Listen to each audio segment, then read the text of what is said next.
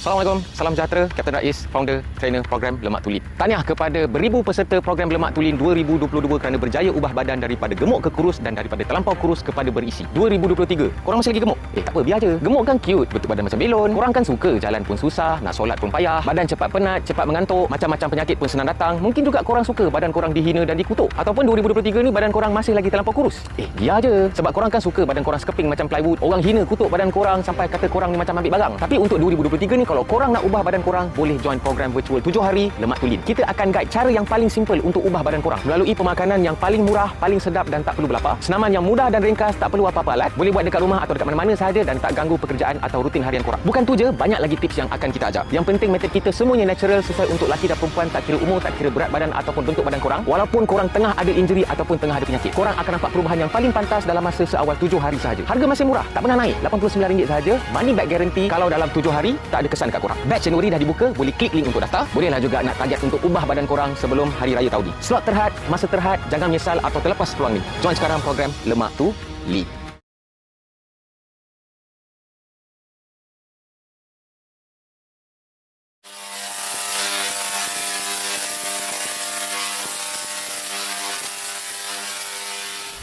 Assalamualaikum. Salam sejahtera. Apa hal korang? Selamat kembali ke dalam channel YouTube Rais Hamid Aris TV. Masih lagi bersama dengan YouTuber kegemaran rakyat Malaysia, Indonesia, Brunei, Singapura dan seluruh rantau Asia. Rais Hamid, apa hal korang? Check it out now. Ya, berabadu. Let's go. Come on, yo. Bismillahirrahmanirrahim. Allahumma salli ala Muhammad wa ala ali Muhammad. Yang tak tekan subscribe lagi, weh, gila, sikit lagi kot. Nak 400k subscriber. Ramai-ramai lah pergi subscribe. Kau kena bayar pun. Dan insyaAllah, semoga channel YouTube Rais Hamid boleh terus dijadikan asbab kebaikan untuk kita semua di dunia dan di akhirat nanti, insyaAllah. Jangan lupa tekan butang subscribe now.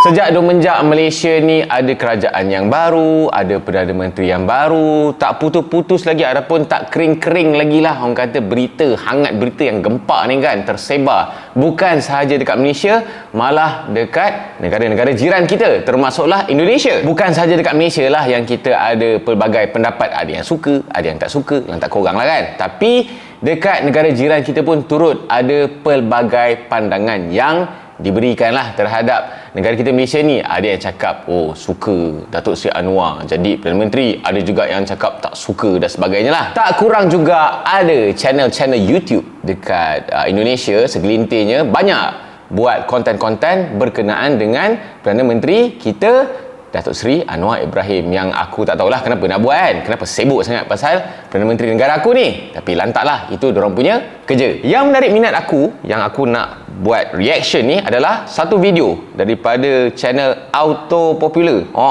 Yang katanya Anwar Ibrahim jadi Perdana Menteri Malaysia, mobil mewah dan sumber kekayaannya dari mana? Okey, aku pun tak pernah tahu pula dan tak pernah rasa nak ambil tahu pun.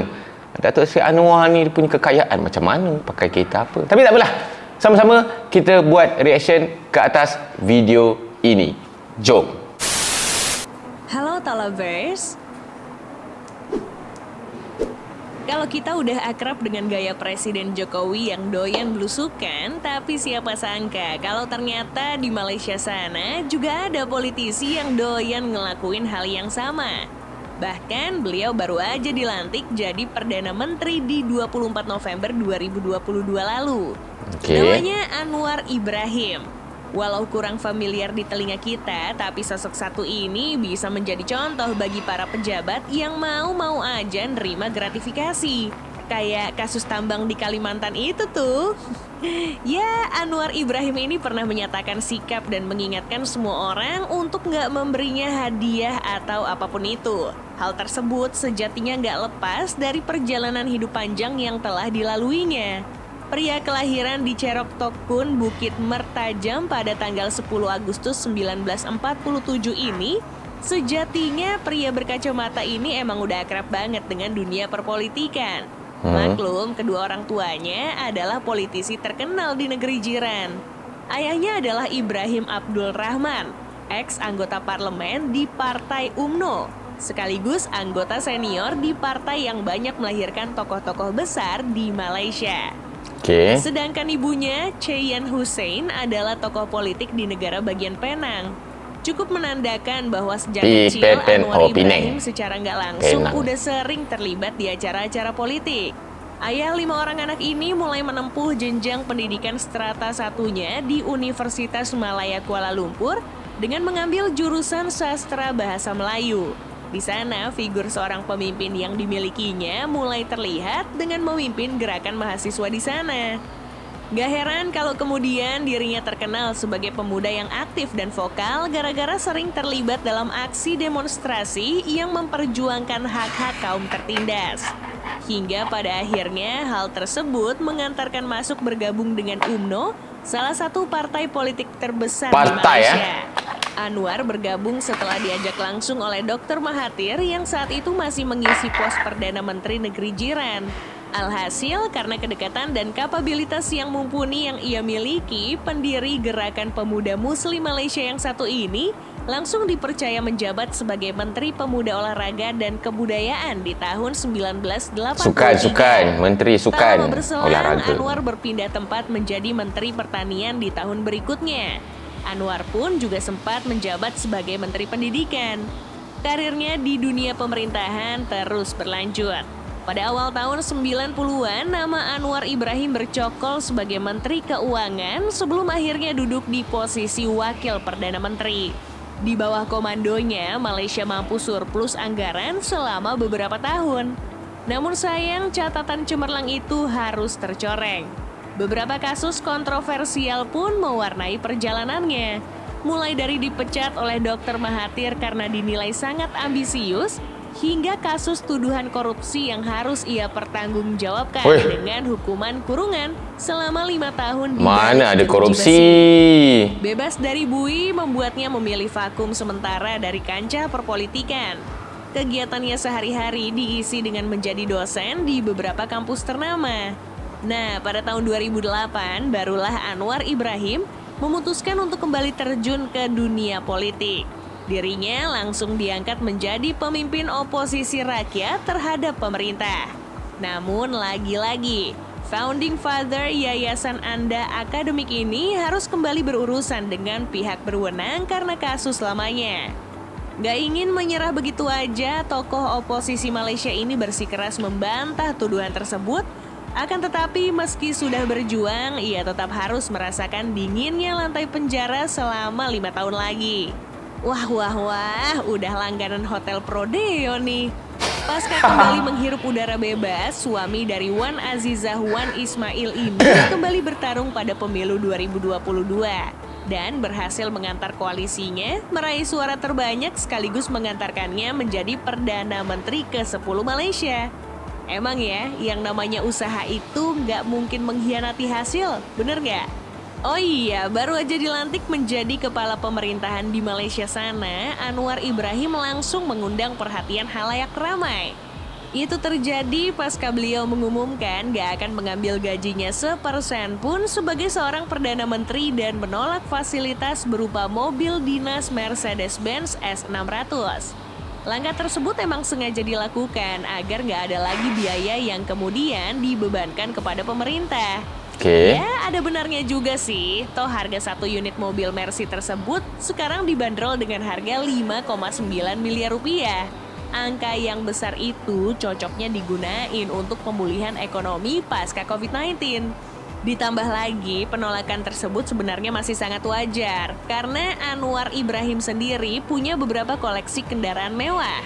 Mulai dari sedan asal pabrikan Jerman BMW seri 7. Mobil yang masih sepadan dengan S-Class yang tadi ditawarkan kepadanya ini acap kali terlihat digunakan oleh Perdana Menteri baru negara tetangga kita tatkala melakukan kampanye maupun saat kunjungan resmi.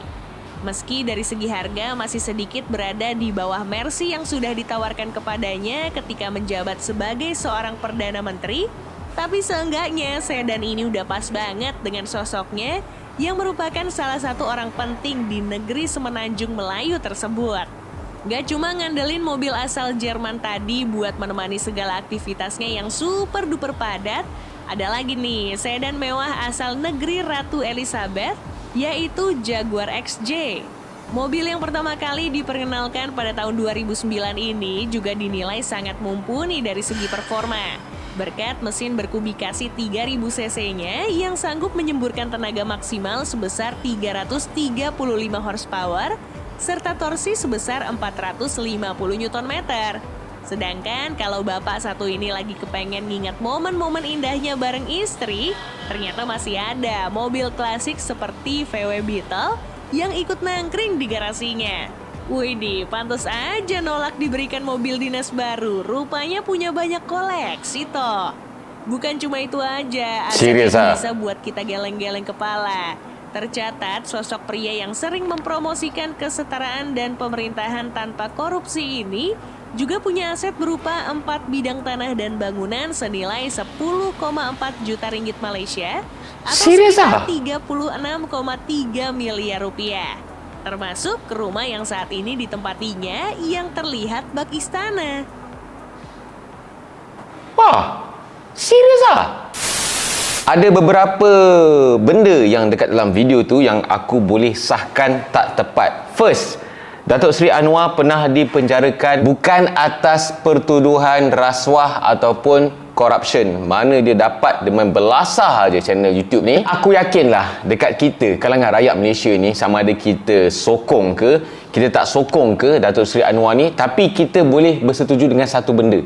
Bab-bab kemewahan, pakai benda-benda branded, benda-benda mewah, kekayaan ni, memang kita tak boleh nak kaitkan dengan Datuk Seri Anwar lah. Sebab beliau bukan orang ataupun pemimpin yang macam tu. Sebagai contoh, saudara aku pernah berjiran dengan Datuk Seri Anwar Ibrahim semasa beliau tinggal dekat kawasan Bangsar. Kalau nak dibandingkan dengan jawatan yang dia pegang masa tu, bila tengok rumah dia, tengok kereta dia, orang cakap macam, wih, humble lah Datuk Seri Anwar ni. Kalau nak tahu juga, yang korang tengok kereta-kereta yang dia pakai sekarang ni lah, pergi ke Istana Negara ke, pergi ke Parlimen ke, yang orang nampak, semua tu adalah kereta rasmi Perdana Menteri. Jadi manalah channel YouTube ni dapat berita yang macam ni, dapat info yang macam ni, yang aku yakin sangat-sangat tidak benar lah. Sebab apa?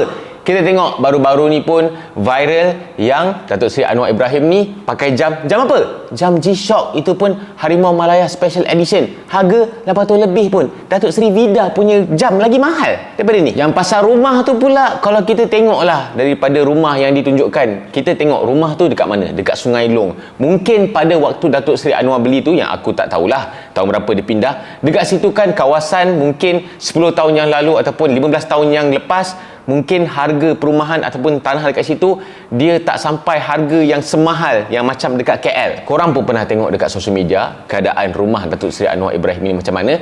Alah, biasa-biasa je. Banyak lagi rumah-rumah yang lagi besar, yang lagi mewah, yang lagi grand, macam istana nak dibandingkan dengan Datuk Seri Anwar Ibrahim. Walaupun orang yang ada rumah lagi besar tu, dia bukan seorang Perdana Menteri Malaysia. Video ni dapat hampir 200,000 view dekat YouTube. Jadi aku harap kepada rakyat Indonesia, janganlah percaya benda-benda macam ni. Lagipun video tu daripada Indonesia. Datuk Seri Anwar Ibrahim tu adalah orang Malaysia. Jadi aku sebagai rakyat Malaysia, aku boleh sahkan dekat dalam video tu banyak benda-benda yang tidak benar yang telah diberitahu. Dan Datuk Seri Anwar Ibrahim sebagai Perdana Menteri Malaysia yang ke-10, walaupun ada orang yang suka, walaupun ada orang yang tidak suka, tapi kita semua rakyat Malaysia bersetuju bahawa Datuk Seri Anwar Ibrahim ni bukanlah seorang yang suka bermewah-mewah. Dari segi penampilan dan sebagainya, beliau adalah seorang yang sangat-sangat humble. Jadi hati-hati dengan apa yang korang tengok dekat social media, especially dekat YouTube. Sekiranya korang suka dengan video ni, korang bolehlah tekan butang share. Kalau ada seorang komen kat bawah. Mungkin rakyat Malaysia pun boleh sahkan kat sinilah video yang kita buat reaction sama-sama tadi, sama ada betul ataupun memang totally tak betul. Pada aku, memang benda ni memang tak betul. Jangan lupa tekan butang like, butang subscribe, butang loceng untuk notification video-video pada channel YouTube Rais Hamid. Selepas ini, semoga kita semua dikurniakan rahmat, taufik dan hidayah, dimurahkan rezeki dan dipermurahkan segala urusan dunia akhirat. Kita jumpa lagi dalam next video. Assalamualaikum. Bye-bye. See ya.